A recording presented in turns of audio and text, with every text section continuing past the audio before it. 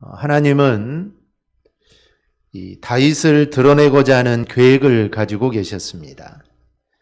지금까지 다윗은 양을 치는 목동이었지만 이제 이스라엘 백성들에게 그 이름을 드러내고 또 왕으로 등극시키기 위한 일들을 하나님이 계획을 하시게 됩니다.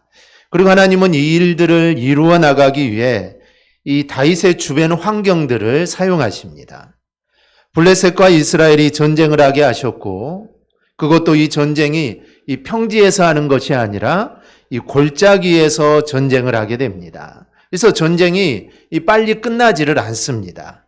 그리고 골리앗이라는 이 사람이 나와서 하나님을 못 오갑니다. 그런데 이스라엘 백성 중에 어느 누구도 나서지를 못합니다. 1대1로 싸우자고 하는데 1대1로 싸웠다가는 질 것이 뻔했기 때문에 그 어느 누구도 나가지 않습니다. 그래서 골리앗이 하나님을 못 오가지만 모든 이스라엘 이 군인들이 가만히 있습니다. 그런데 다윗이 아버지 이새의 심부름으로 이 전쟁터에 가게 됩니다.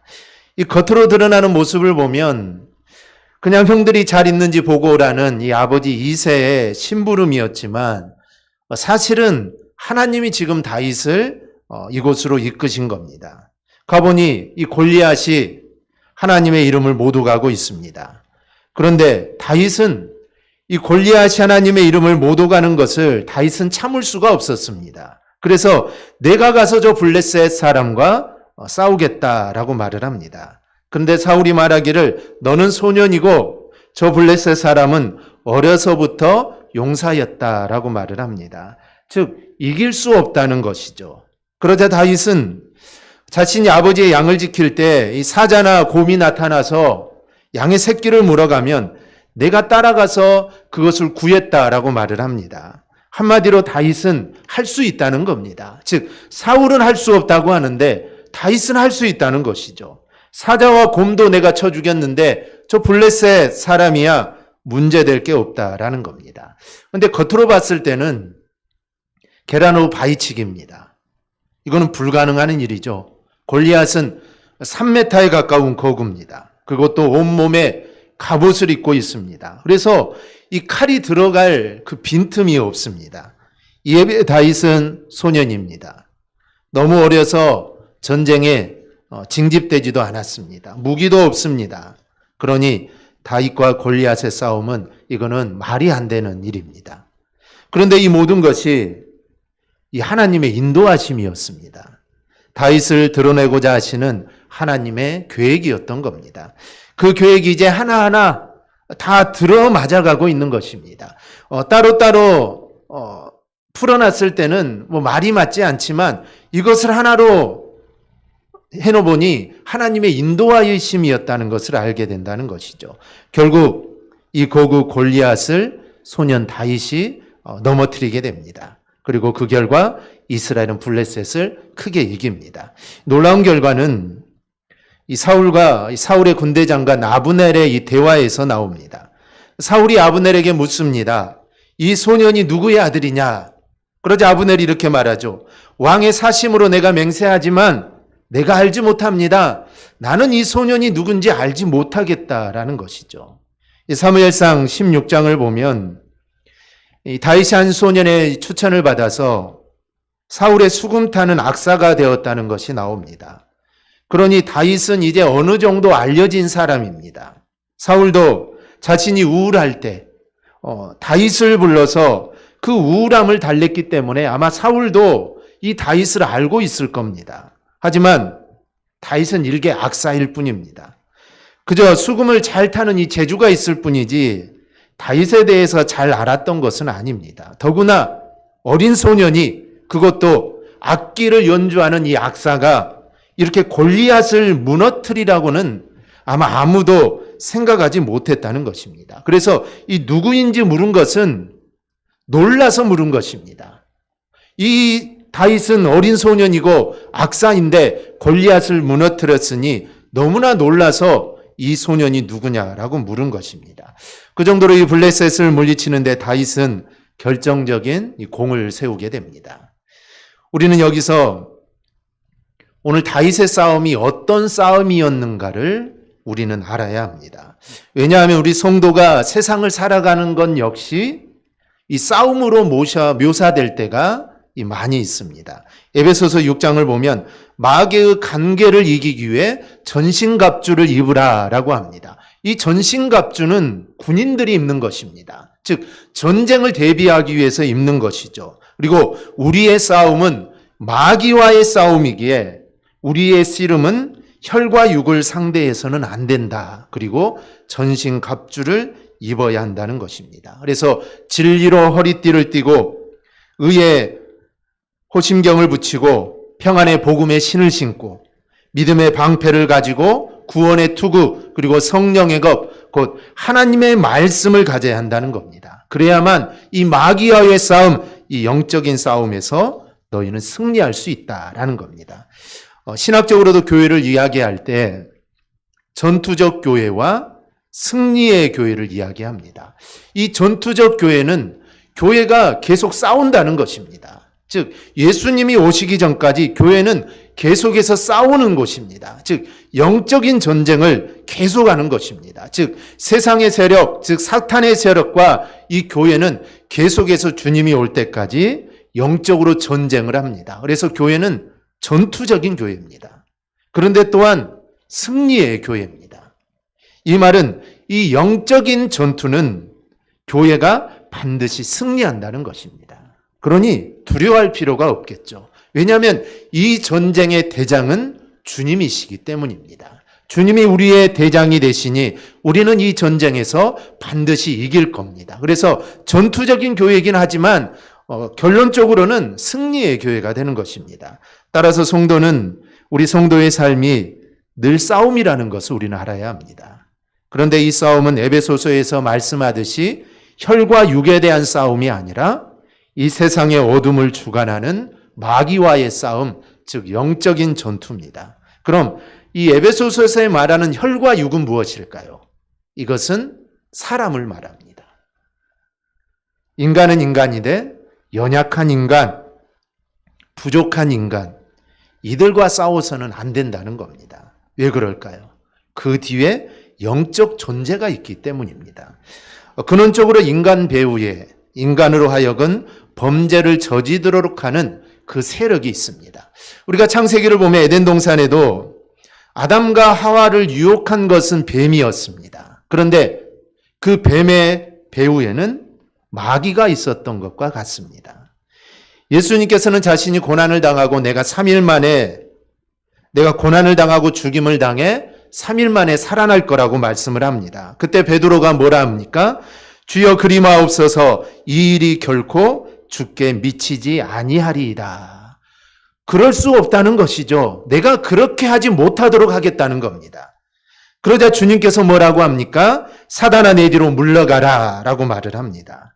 베드로 뒤에 이 연약한 베드로 뒤에는 이 사탄이 있었던 겁니다. 그러므로 연약한 인간과 싸우지 말고 마귀와 싸우라는 겁니다. 그렇다면 우리는 이 싸움을 내가 어떻게 싸워야 될 건가? 우리는 신중하게 생각을 해야 합니다. 눈에 보이지 않는 영적인 싸움인데 이 싸움 내가 어떻게 해야 될까? 신중하게 생각을 해야 되는데요. 오늘 다윗이 골리앗을 무너뜨린 이 싸움에서 우리는 힌트를 얻을 수 있습니다. 먼저는 자신이 직접 싸워야 합니다. 저는 다윗이 골리앗과 이 싸운 장면을 생각할 때 조심스럽게 보는 것 하나가 그것은 다윗이 직접 나섰다는 겁니다. 사실 다윗 입장에서 보면 이거는 나설 필요가 전혀 없는 일입니다. 그는 군사로 징집된 자가 아닙니다. 그저 아버지 심부름으로 간 것입니다. 그래서 형들이 잘 있나, 형들이 살아있나 죽었나 이걸 알아보기 위해 간 것이죠. 이런 상황에서 우리가 자주 보이는 행동이 하나 있습니다. 나 아닌 다른 사람이 나서주기를 바라는 것입니다. 더구나 이해관계가 엮여 있다면 굳이 내가 나서서 손해를 보고 싶어하는 사람은 없습니다. 그래서 대부분의 사람들은 다른 사람이 나설 때까지 그냥 숨죽이고 기다리고 있는 경우가 많습니다.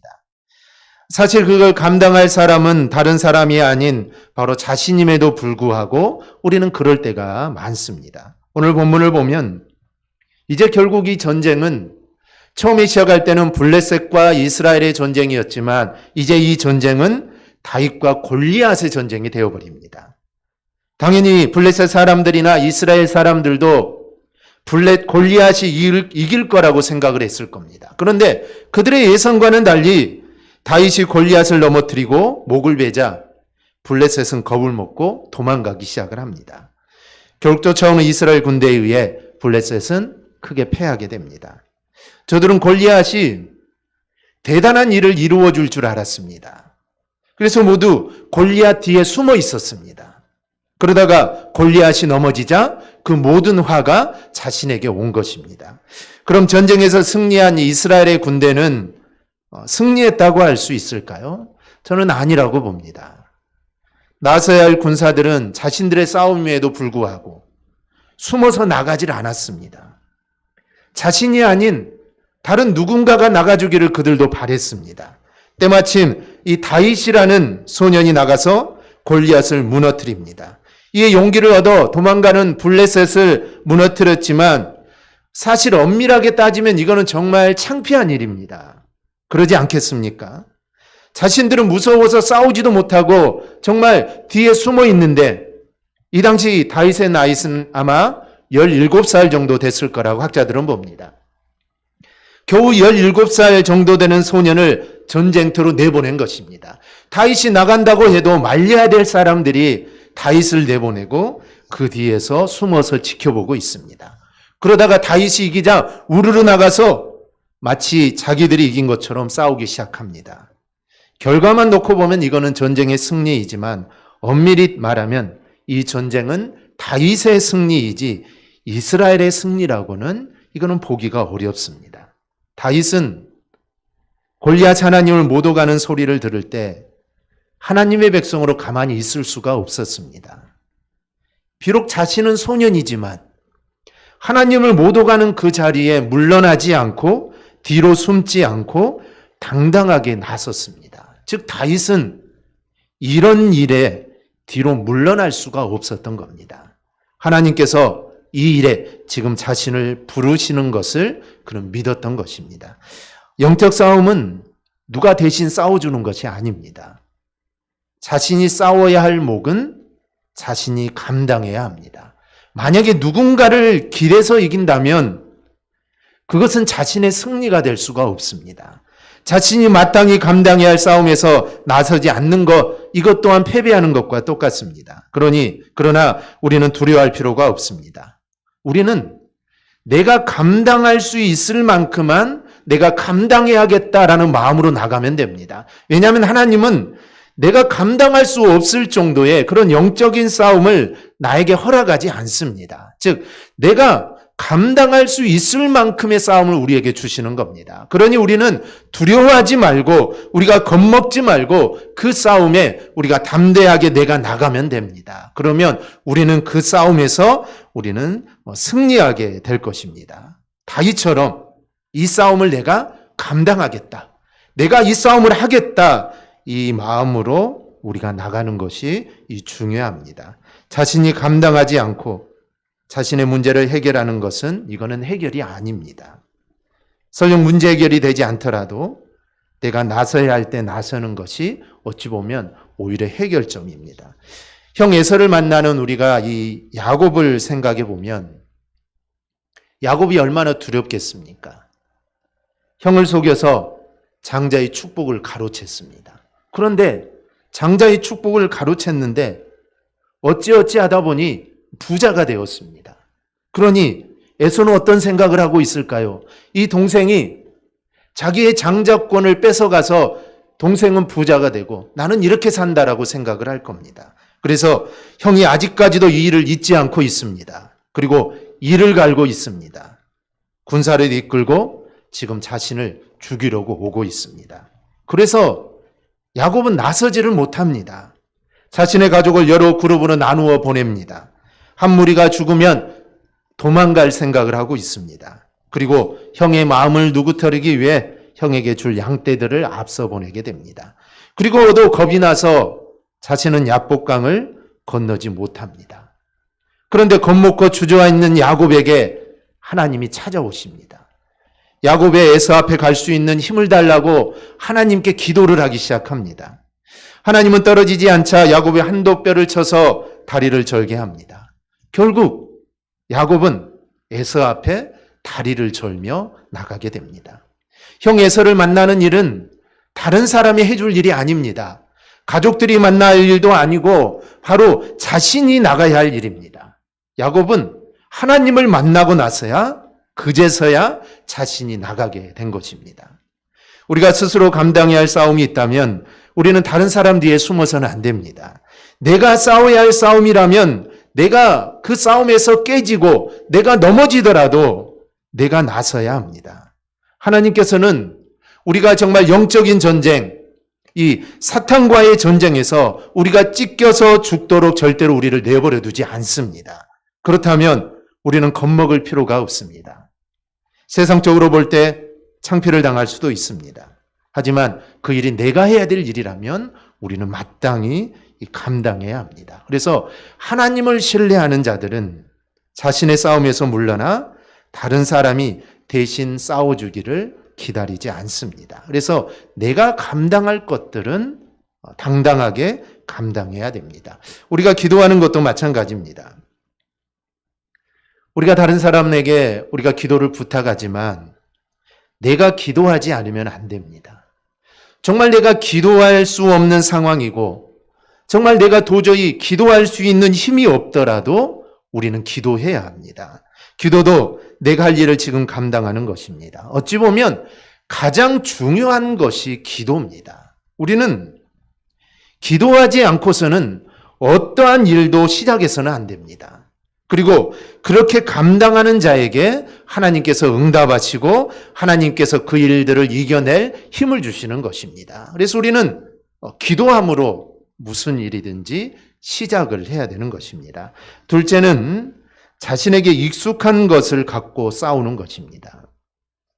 38절에 40절을 보면 사울이 골리앗 앞에 나가는 다윗이 안쓰러웠습니다. 지금 골리앗은 정말 무장을 하고 있는데 다윗은 그냥 나간다고 하니 얼마나 안쓰럽습니까? 그래서 자신의 노투구를 씌워주고 자신의 칼을 차게 합니다. 그리고 한번 걸어보라고 하죠.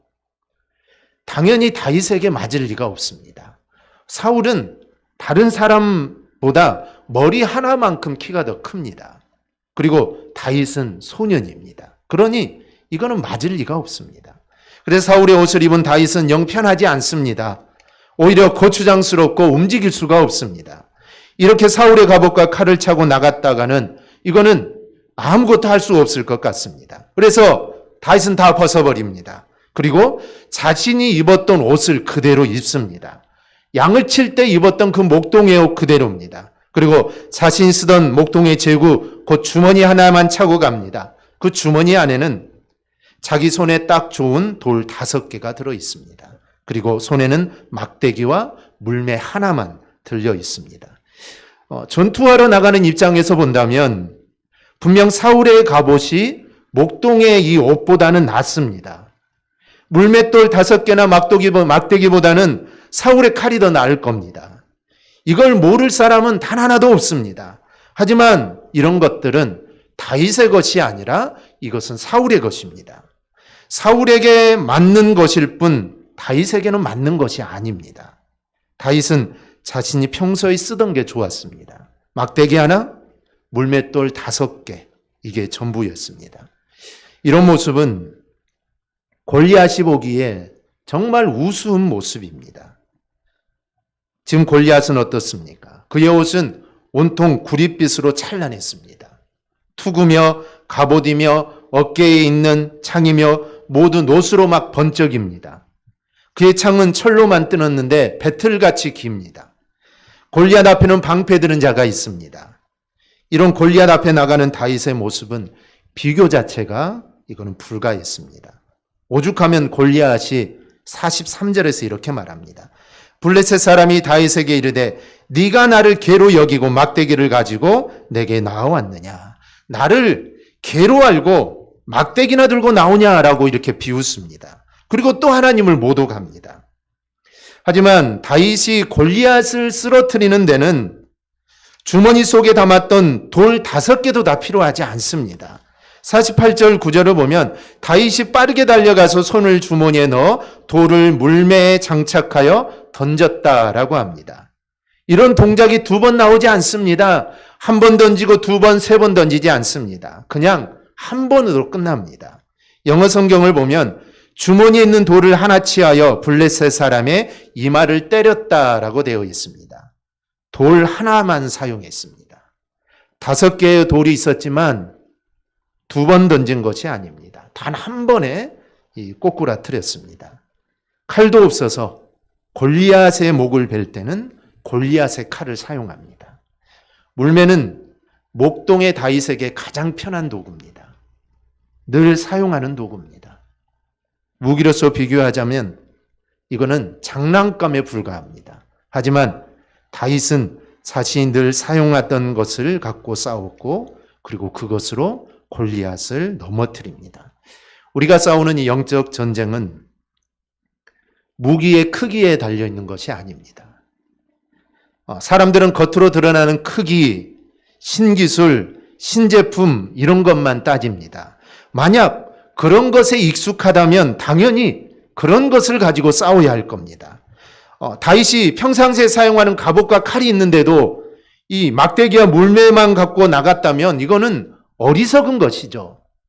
나 이제 다윗이 장군이 되고 다윗이 성장하여 장수가 되었는데도 여전히 물매를 가지고 나가서 싸운다면 이거는 어리석은 것입니다. 그때는 당연히 칼을 가지고 갑옷을 입고 나가서 싸워야 하는 것입니다.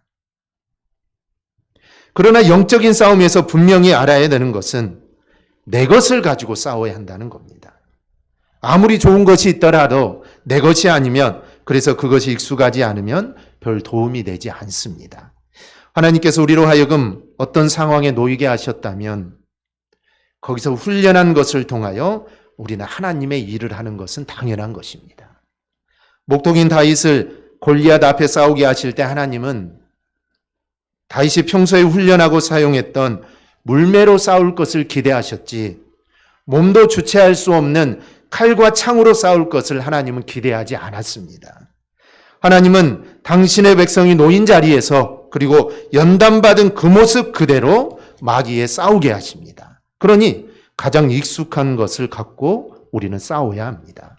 그것은 새로운 것, 커다란 것, 첨단 장비가 아니어도 상관없습니다. 우리는 자꾸 남의 것을 바라볼 필요가 없습니다. 남이 가진 은사를 또 바라볼 필요도 없습니다. 나는 못하는데, 나는 잘하지 못하는데 다른 사람이 잘하는 것을 바라볼 필요도 없습니다. 우리는 하나님이 내게 주신 것을 가지고 우리는 싸우면 됩니다. 그럴 때 우리가 다윗처럼 승리하게 됩니다. 그래서 부러워할 필요도 없고 남들이 잘하는 거 왜 나는 하지 못할까? 이렇게 생각할 필요도 없습니다. 하나님이 나를 훈련시키시고 나를 단련시키면 그런 것들 우리도 언젠가는 우리도 다 할 수 있습니다. 저도 아버님이 시골에서 목회를 해서 시골에서 이제 신앙생활을 하다가 이제 신학교는 경기도 용인으로 오게 됐습니다.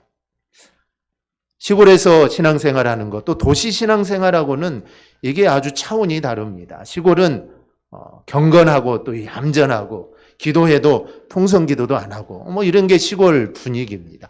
그러다가 신학교를 갔는데 이 신학생들 얼마나 통성으로 기도하는지 막 눈물을 흘리고 손을 들고 기도하는지 제가 한 번도 경험하지 못했던 것들을 경험을 하게 됩니다. 나도 저렇게 해야 되지 않을까? 당연히 그런 생각들이 들겠죠. 그런데 그런 것 염려할 필요가 없습니다. 그때 못했다고 지금 제가 못하는 것이 아니죠. 하나님의 훈련의 과정들을 통해 그런 것들은 이제 자연스럽게 몸에 배게 되고 그것보다 더 대단한 것들도 할 수 있게 되는 것입니다. 그래서 다른 사람이 하는 거 나는 못하는데 나는 가지고 있지 않은데 다른 사람이 가지고 있다. 이거 너무 부러워할 필요가 없습니다. 그 자리에서 하나님이 나를 훈련시키는 그 모습으로 우리가 살아가면 됩니다. 그러면 우리는 승리하게 됩니다. 마지막으로는 하나님만 의지해 싸우는 것입니다. 우리가 뭔가를 할 때 익숙하다는 것으로 해야 하지만 익숙한 게 전부는 아닙니다. 하나님을 철저히 의지하는 것이 그것에 추가되어야 합니다. 그래서 어려서부터 이 사자와 곰의 입에서 어린 양을 구한 것을 이야기하면서 여호와께서 나를 그렇게 해주었다라고 말을 합니다. 즉 내가 힘이 있어서 이 사자나 곰을 찢은 것이 아니라 하나님께서 함께 하셨기 때문이다라는 것입니다. 즉 자신의 능력이 아니라 하나님이 함께 하셨다는 겁니다. 나는 마땅히 내가 할 일이라고 했지만 하나님께서 나를 보호해 주셨기 때문에 그 일이 가능했다는 것입니다. 다윗은 어려서부터 철저하게 하나님을 의지했고 그래서 자신이 감당해야 할 일들이 있으면 물러나지 않고 자신이 감당했던 것입니다. 이 골리앗 앞에 선 순간도 마찬가지입니다. 다윗은 골리앗을 싸우러 나갈 때 빈손으로 나가지 않았고 막대기와 물매와 돌을 준비했습니다. 즉 싸움에 필요한 무기를 준비한 것이죠. 그러면 지금 다윗은 이 물매를 의지하고 나갔을까요? 아닙니다. 다윗이 의지한 것은 하나님의 능력입니다. 이 물매를 돌을 갈고 나갔지만 그가 의지한 것은 하나님의 능력입니다. 우리가 다윗이 한 말을 보면 알 수 있습니다. 45절입니다. 다윗이 블레셋 사람에게 이르되 너는 칼과 창과 단창으로 내게 나아오거니와 나는 만군의 여호와의 이름 곧 내가 모욕하는 이스라엘 군대의 하나님의 이름으로 내게 나아가노라. 다윗은 단순히 물매만 들고 나간 게 아닙니다. 여호와의 이름을 들고 나간 겁니다. 다윗이 골리앗을 쓰러뜨린 것은 자신이 가지고 있던 도구 때문이 아니라 오직 여호와를 의지하여 나갔기 때문입니다. 다윗은 약했지만 그가 의지한 하나님은 강했기 때문입니다. 마찬가지로 우리는 약하나 우리가 의지하는 하나님은 강한 분입니다. 저희 날 다윗이 의지함으로 골리앗을 이겼던 그 하나님이 바로 우리가 의지하는 하나님입니다.